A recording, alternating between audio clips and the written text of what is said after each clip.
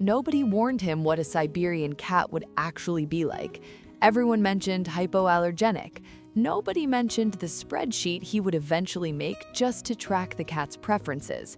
Nobody mentioned that within 6 weeks, a gray 9-month-old named Atlas would be running his entire morning routine, had claimed the better half of the couch, and had somehow become the most opinionated presence in his life.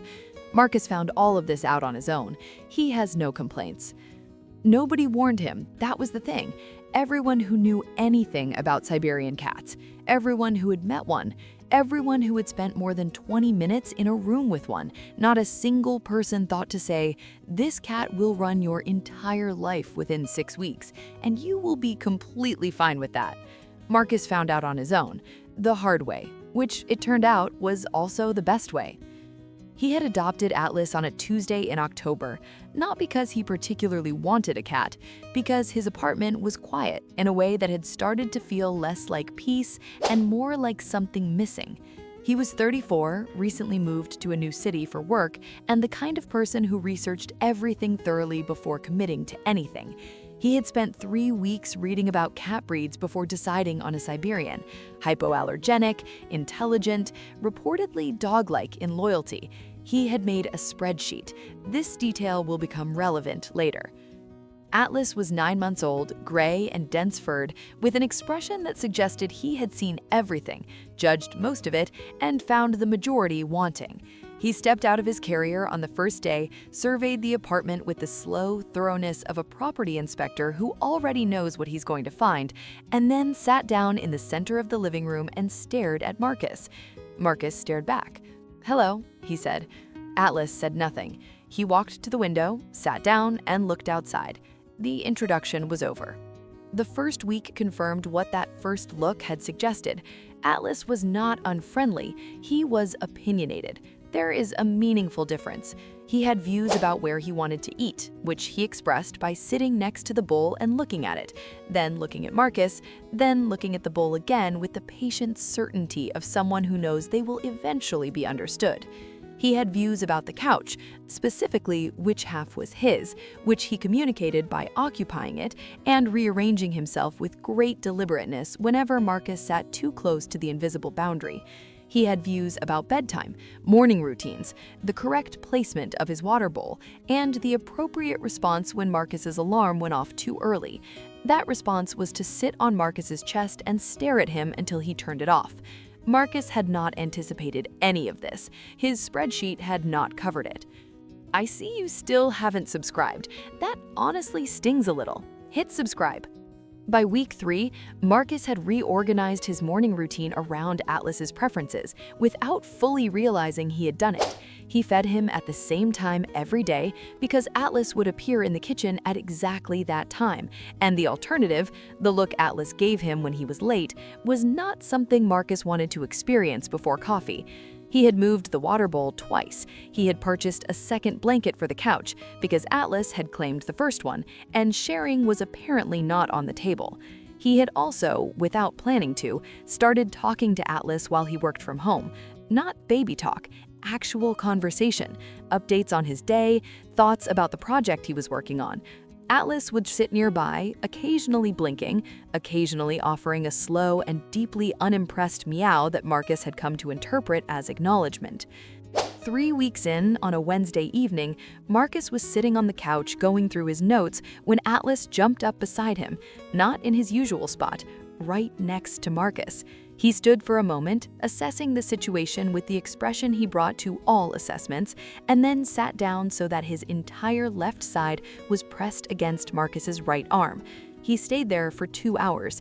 He purred the whole time. Marcus did not move his arm. He finished his notes. He watched half a film. He went to bed later than planned. He did not mind at all. The second month brought new developments. Atlas discovered that Marcus's lap was acceptable during video calls, specifically and only during video calls, which Marcus eventually stopped trying to understand and simply accepted. He appeared at the start of every call, sat down with great ceremony, and stayed for exactly as long as he found the conversation interesting. When he left, it was because he had decided the meeting was over. Marcus's colleagues had begun to anticipate him. One of them had started asking after Atlas by name. Marcus had not planned to become the person whose work calls were attended by a cat in a green sweater. He had also not planned to find this as satisfying as he did. Atlas had a particular habit in the evenings that Marcus had not read about in any of his research. After dinner, once the apartment had settled into its nighttime quiet, Atlas would find Marcus wherever he was and press his nose to Marcus's nose. Once, slowly. Then he would blink, turn around, and go about his business. Marcus had asked a vet about this. The vet said it was a greeting, a trust signal, a form of feline communication that meant something close to, "I see you and I have decided you are acceptable." Marcus thought about this for longer than he would admit. He decided it was the best thing anyone had ever communicated to him in any language using any method. His colleague Sarah, who had 2 cats of her own, told him on a Friday call that Siberians were known for this, for picking one person and deciding that person was theirs. Not in a possessive way, in a quietly permanent way, like a decision made once and never revisited. Marcus thought about the spreadsheet, which had started as a practical document and had somehow become a record of a relationship he hadn't expected to have. He told Sarah he thought he understood. She said she thought he probably did. That was the thing about Atlas. He didn't give affection freely or automatically. He gave it when he decided to, on terms entirely his own. And because of that, when he gave it, it meant something. It felt earned. Marcus had not anticipated feeling moved by a cat's decision to sit next to him on a couch. He updated the spreadsheet. The new entries simply said, "Worth it." Siberian cats are not decorative. They are not background animals who exist quietly in the corners of your life. They're present in the specific, deliberate way of something that has chosen to be there. Atlas chose Marcus's couch, Marcus's schedule, Marcus's left arm on a Wednesday evening.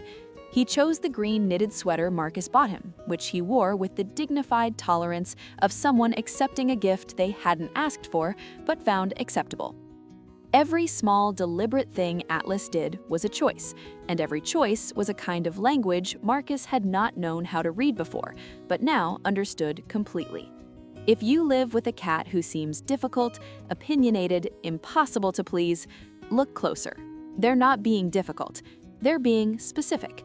There's a difference, and once you understand it, you'll never want an easy cat again.